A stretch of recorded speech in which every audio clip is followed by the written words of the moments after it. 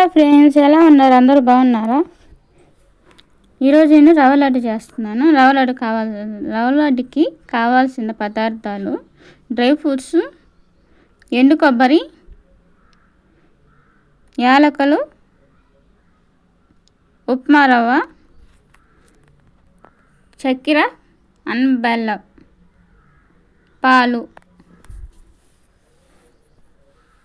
Dry fruits వేయించుకోవాలి. అలాగే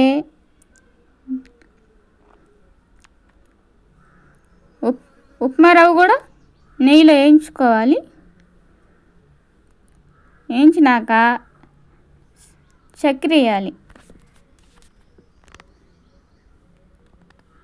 చక్కెర వేసినాక రెండు కలిపి మిక్సింగ్ చేసి, డ్రై ఫ్రూట్స్ మిక్సింగ్ చేసి, పాలు ఉన్నాయి కదా అవి గోరువెచ్చగా కాగబెట్టి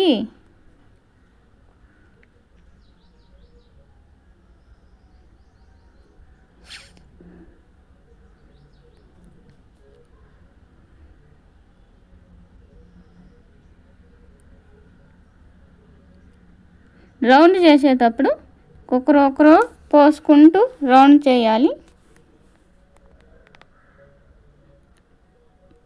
బెల్లం చెప్పాను కదండి, ఇది షుగర్ ఉండే వాళ్ళు చక్కెర తినకూడదు కదా, అందుకని బెల్లంతో చేస్తున్నాను.